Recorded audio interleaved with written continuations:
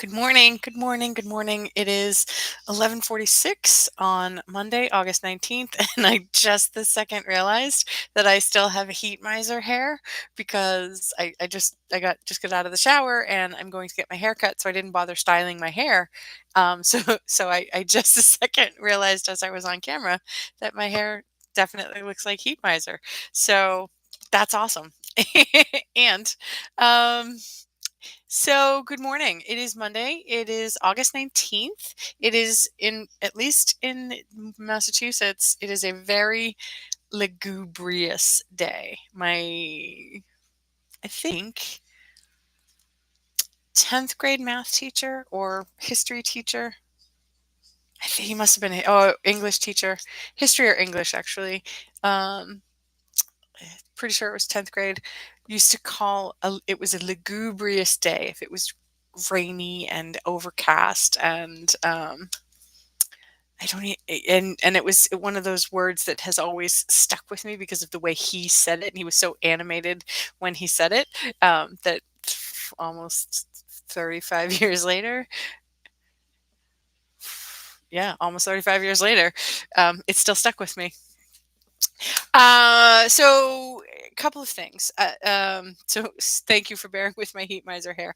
I sang, I was singing Heat Miser this morning when my hair was all sticking straight up, and my daughter, who is 12, sang the cold the Mr. Ice Miser song, and I was like, I'm doing something right. That she knows this, that she could sing it with me, that she knew the words. It just delighted my heart that she knew it. One of the things I wanted to chat about today is, the subject is um, magic is really very simple. All you've got to do is want something and then let yourself have it, which is a line from uh, an, an old Disney movie from the late 90s called Halloween Town.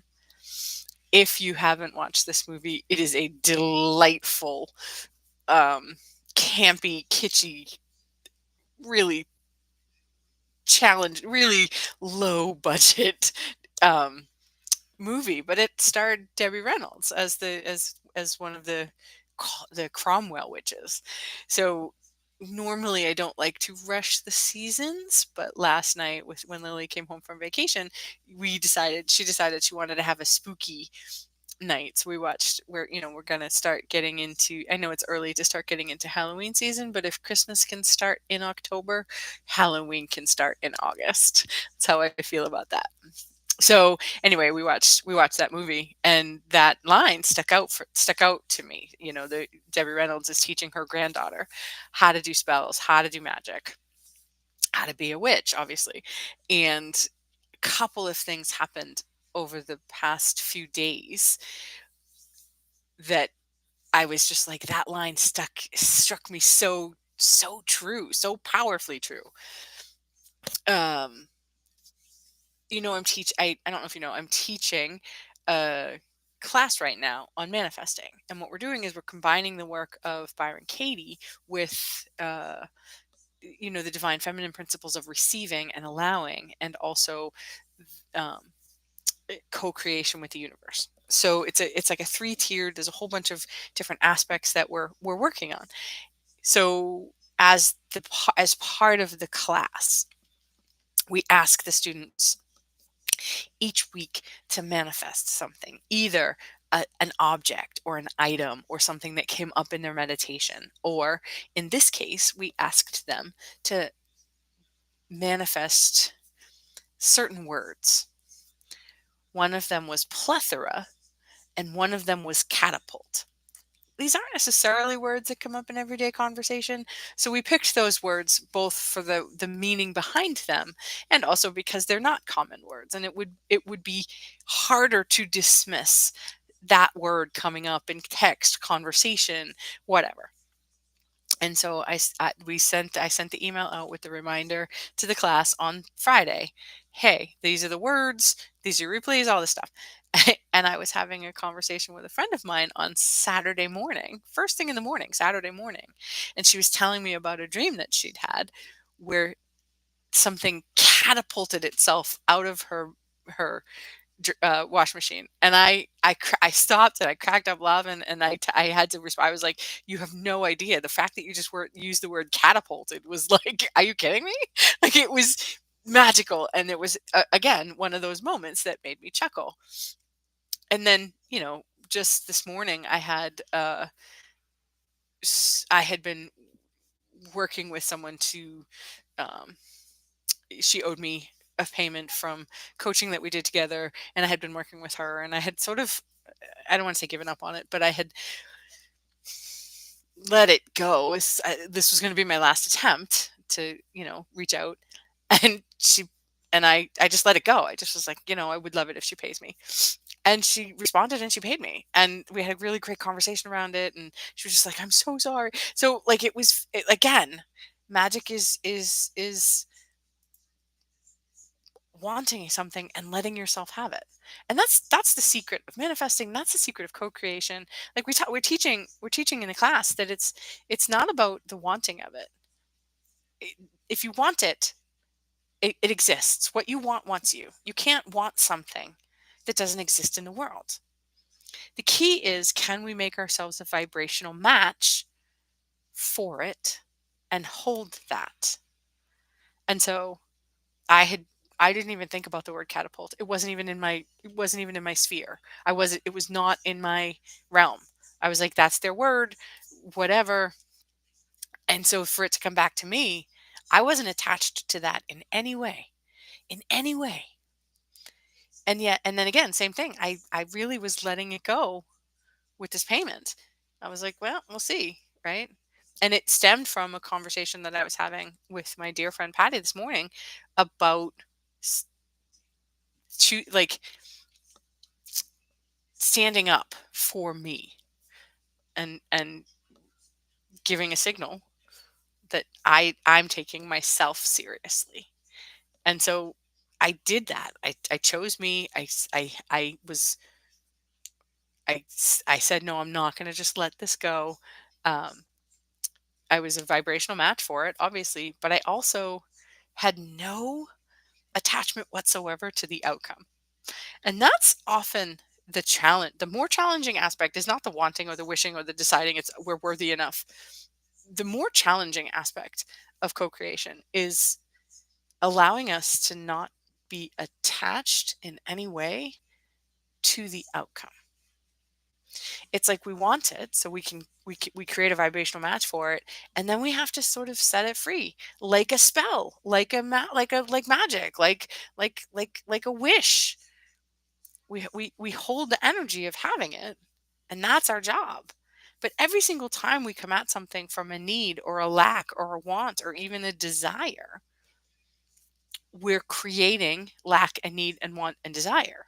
We're not actually creating the having of it. It's a really fine line and a really challenging distinction, but a very important one. Because if we know inside that we already have everything we need, and we do, then it gets to be easier to be in a flow state. And I have lived this for a long time. Like I, historically speaking, had really challenges with wealth and abundance and prosperity, and it took a long time for me to clear those things out and for me to clear those old vows and ancestral patterns and all of it, lifetimes of generational poverty, really. And I've spent years, I mean, a big part of the work that I've always done has been around abundance and wealth and prosperity and worth and, allowing and receiving. And it's why we can teach a class on the divine feminine, because I've been living this for years. I know how to manifest from nothing. I'm very good at it. I'm finally starting to get to uh, uh, learn or be better at manifesting when I already have enough, or feeling enough and creating from that place. It's a totally different energy. When you already have everything, when you already are enough, when you already have enough, be enough, do enough, know enough, when there's an enoughness, a worthiness, a totally okayness, co-creation, manifesting is no longer manifesting, it's co-creating at that point. Hey, I would love it if this happened. And again, it's the allowing, it's the receiving. That's the divine feminine principle of like, just because we exist, we're enough. We don't have to do anything. We don't have to earn anything. We don't have to try. We don't have to push. We don't have to work. Just because we exist, we're enough. We are divine. We are the spark. And I do want everybody to know that. Like I so want people to just know that as is, you are enough without having to do, say, or be anything because you exist. On Saturday, I did a really cool thing with my friend Christy. If you haven't met Christy Johnson, you should meet her. She's really cool. We did this thing where she has all these paintings or drawings that she's channeled, that has come channeled from the divine. And so she put them on cards, and she has these cards that she puts in a circle. And she has you sit in a circle, and she sort of facilitates, and she asks you to just notice what you notice and feel what you feel and notice what pictures call to you and how they call to you. And so we ended up clearing, I mean, shit that I didn't even know was. I mean, again, I've been at this for years. I've been doing this work for 30 years, and so it was just one last distortion code that needed to be gotten rid of. But it was profound. It was deep. It was not conscious. I had access to it, but it was like the culmination of, I had done some work on Wednesday, doing a constellation healing, and Saturday was the culmination of that. And it was just, again, it was just one more layer of clearing out old beliefs. And this was like, again, was it a past lifetime, was it this lifetime? It was both. And so Saturday morning, and then today, i got I got what I needed. And so I got no attachment. I didn't link those two things until just this minute. But I asked, and I allowed myself to receive, and I cleared out any places that were blocking the receiving of it. That's it. That's our work. That's it. That's all we have to do these days. We've upgraded already. We're ascended. From now on, it gets to be easy, even if the world feels crazy right now. It's all the more reason for us to hold a different vibration.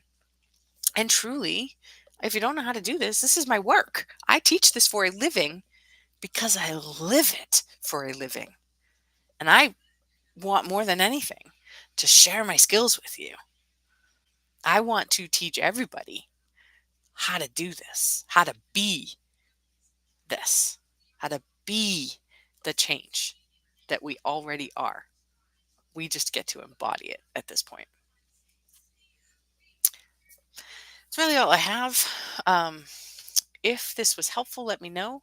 If it was like, you are full of shit, let me know that too. If I've triggered you, if you're excited, if you're elated, if you're feeling anything, talk to me about it, because it's telling you where your flow wants to be. So let's chat. Let's have a conversation. I have some space right now for at least 2 clients. And I'll be doing more classes. We'll be doing a really cool chakras class in the fall, where we're applying chakras to living a consciousness spirit. We're calling the blueprint of your life, but we're actually talking about accessing the divine through each chakra. So it's going to be a very cool course. Even if you know chakras, this is chakras on a different level. It's like how to live and understand chakras. And even so, whether you or a client comes to you with anything, you can assess what's going on in their life based on what they're talking about and what chakra is activated. It's magical. If, again, as practitioners, it takes your client work to a whole nother level. As seekers and spiritual beings, it really does give you the roadmap home. So that will start in October. We have a sort of a free sample masterclass, October 3rd, and then the blueprint of chakras blueprint class, which I think we're calling Accessing the Divine, is going to be, it'll start October 24th. So stay tuned for that. And I have my group healing on Wednesday. So if you didn't get a chance, this month is all about the divine feminine, all about the receiving, all about the connecting and the balancing of the divine masculine and divine feminine. But it's really about the divine feminine and receiving. And I have a feeling we're doing something with the second chakra in the womb and temple and creating from that space. So it's going to be really, really powerful. And I'm very excited to see who comes through. I've been working a lot with Mary Magdalene, so if Mary Magdalene comes in and does a healing with us, amazing. Have a wonderful, beautiful, amazing Monday. Touch base with me. Let me know what's up in your world and how I can support you in it.